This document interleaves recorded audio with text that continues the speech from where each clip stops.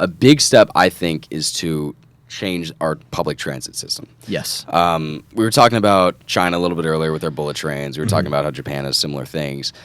And for a variety of reasons that I want to get into. Yeah. But the main fact of the matter that you pointed out is that America's transit system is 100 years old. Yeah. And has not been changed. Well, the design is like I've said, A to B, city to suburb. And then what we have designed intra-city is a workaround. Like the New York City subway system is awful. Right. It's, I mean, it was Funny thing about clearly that, yeah, go ahead. New York City has the best transit system in the United States, and the United States in general is ranked 12th globally on public transit. No, it is. It's hilarious. Despite having I think the Absolute biggest dog GDP. shit. it's terrible. No, it's I 30 years old. Every Yeah. train car is 30 years old. It hasn't been updated. The thing is, if you look at those lists, and I'm sure they don't do bar charts, it's probably just a list.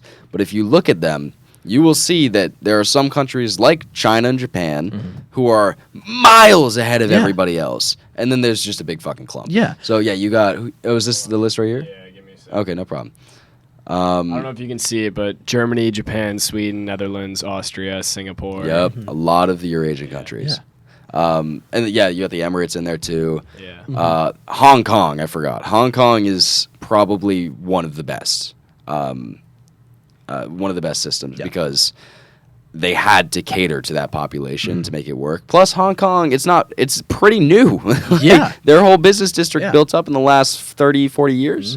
So everything's very new. And plus, they're just very innovative there. I know things are kind of changing now.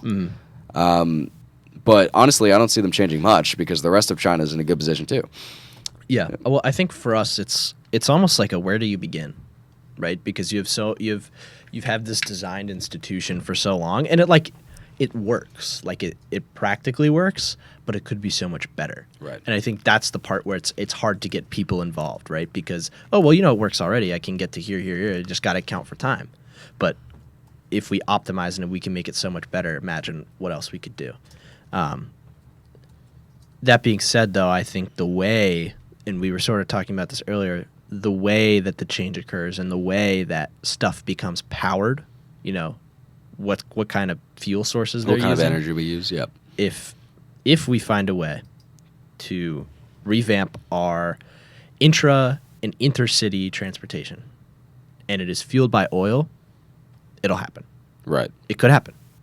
If it's fueled by some renewable energy, some solar power, even some wind power or hydropower, it won't happen. Right. It will not happen. I think the oil companies, they will lose way too much. There's no way they will ever sign off on a massive intra-United States train system if it's not powered by oil. The main problem is that their case is very strong. Yes. Oil, clearly, we've been using it for 150 years at this point in this country, and it's very effective. We have no reason to believe that anything should change, except that obviously there's the big renewable push right now. But that's not, it's very deceiving. It's very deceiving. What we're running on right now, everyone's looking at things like Tesla and electric cars and stuff like that. That's kind of the pinpoint for what we view as the future right now. The issue being, and Will pointed this out to me, I had no idea until I gave you that climate interview a couple months ago. Remember that? Yeah. Electric vehicles are nowhere near as good for the Oh my environment as goodness, we think no. they're terrible. Now, obviously, once you get them on the road, they are better than diesel cars, obviously.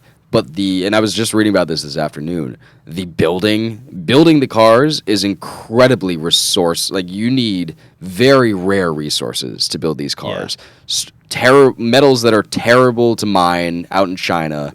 I was reading about the way they mine lithium in China is they dig up an 8x10 hole, they dump acid in the hole to get all the mud and dirt away, they pull out the lithium, and then they put the dirt back in the ground with the acid in it. Yeah. That's how they mine. Well, and that's one of the more ethical ways to do it. Yeah. I mean, if you yes, wanna, it is.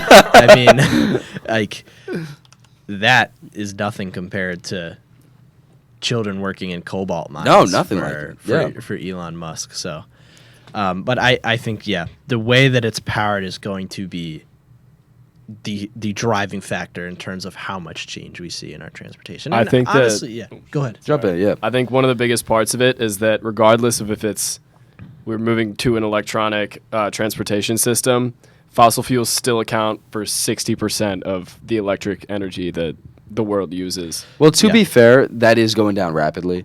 That is the shining light at the end of the tunnel right here.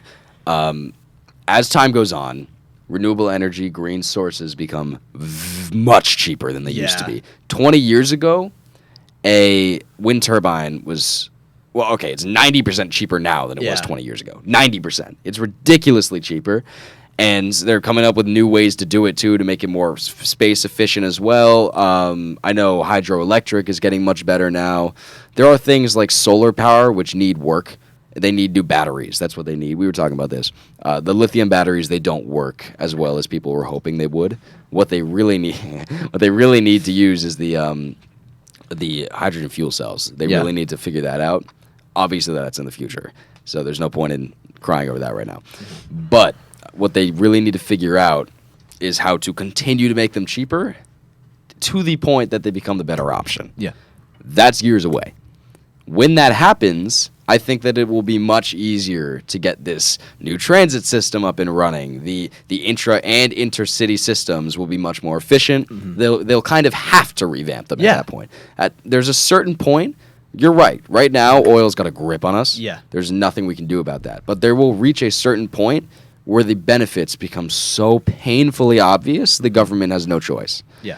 That is years in the future. I don't see that happening for another 30 or 40 years. Yeah. Hopefully in our lifetimes. Yeah. I honestly gotta start walking everywhere at this point. No, honestly. I mean, well, they like fucking Sweden with the bikes. Yeah, well, and I've thought they about bike it. everywhere. It's great. I think of this example like college campuses, right? And just like viewing society as like everything you need is walkable, or there's some level of transportation available.